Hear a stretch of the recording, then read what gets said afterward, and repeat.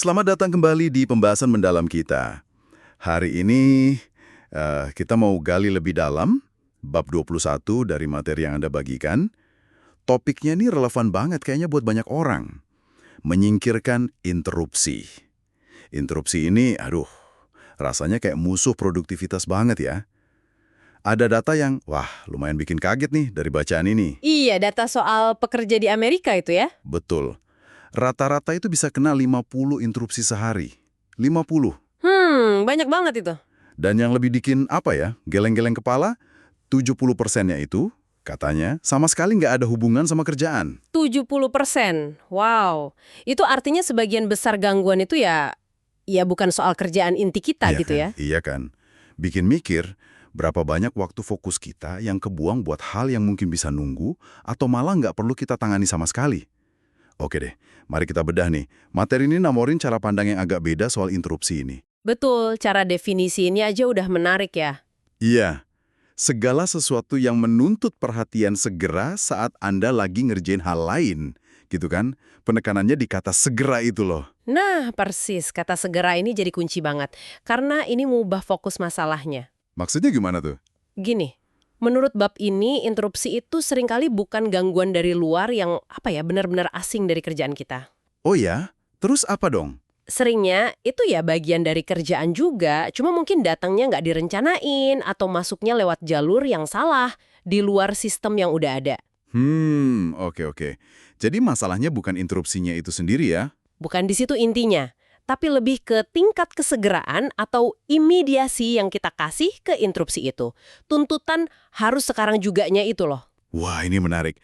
Jadi solusinya bukan sekedar gimana caranya biar nggak diganggu sama sekali gitu ya? Bukan cuma itu, tapi lebih ke gimana kita ngurangin tuntutan kesegeraan tadi.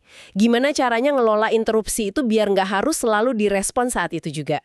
Oke, masuk akal sih. Terus, gimana caranya menurut materi ini buat ngelola si kesegeraan ini?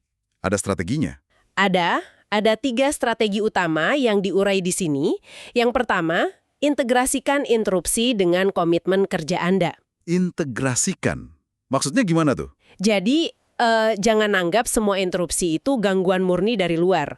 Lihat itu sebagai bagian dari beban kerja yang emang perlu dikelola. Oh, jadi kayak tugas lain gitu ya? Cuma datangnya nggak terduga. Bisa dibilang gitu.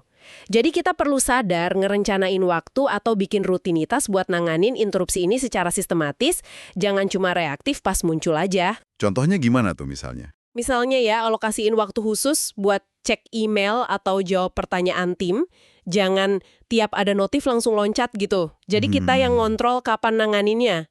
Oke. Jadi diagendain ya penanganannya. Sip.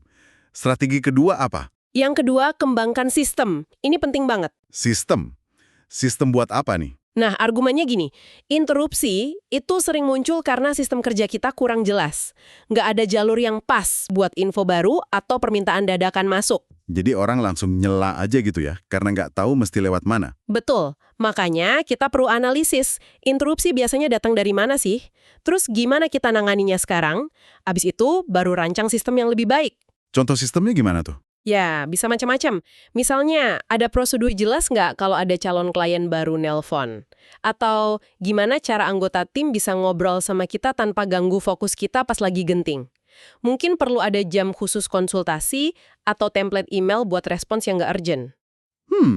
Perlu dipikirin dan dibenahi ya sistemnya. Oke, yang ketiga? Strategi ketiga, nah ini seringkali yang paling butuh effort. Tolak interupsi yang tidak relevan dengan komitmen Anda. Wah, nolak ya. Ini kedengarannya agak susah nih. Memang, perlu tegas di sini.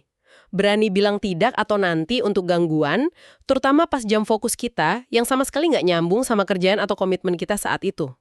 Apalagi kalau kerja dari rumah ya, WFH gitu, batasannya suka kabur. Nah, itu dicontohin juga di sini. Tantangan WFH itu bikin batasan antara urusan rumah sama kerjaan jadi krusial banget buat ditegakin. Prinsip ini juga berlaku buat ngelindungin waktu buat proyek pribadi kita, kayak belajar atau kegiatan sukarela gitu. Jadi emang butuh disiplin dan ya mungkin sedikit keberanian buat nerapin batasan ini ya. Tapi intinya, kendaliin kesegeraan tadi lewat sistem dan batasan yang jelas, bukan pasrah diganggu terus. Tepat sekali. Bukan berarti jadi antisosial atau nggak peduli ya, tapi lebih ke jadi sengaja dan proaktif ngatur fokus kita. Oke. Jadi apa nih artinya buat Anda yang dengerin? Materi bab 21 ini ngasih kita kacamata baru nih kayaknya. Interupsi itu bukan takdir, bukan sesuatu yang harus diterima pasrah aja. Betul, interupsi itu bisa banget dikelola kalau kita ubah cara pandang soal kesegeraan tadi.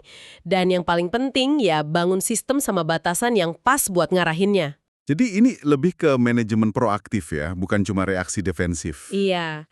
Nah ini kemudian muncul pertanyaan penting nih buat refleksi Anda masing-masing. Apa tuh? Kalau Anda berhasil ngurangin tuntutan segera dari banyak interupsi sehari-hari, energi mental sama fokus ekstra yang Anda dapetin itu, kira-kira mau Anda arahkan kemana?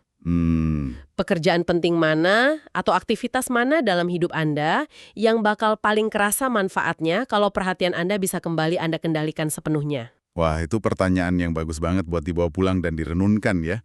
Kemana fokus ekstra itu akan kita pakai? Silahkan dipikirkan. Oke, sebuah pemikiran menarik untuk Anda bawa. Sampai jumpa di pembahasan mendalam kita berikutnya.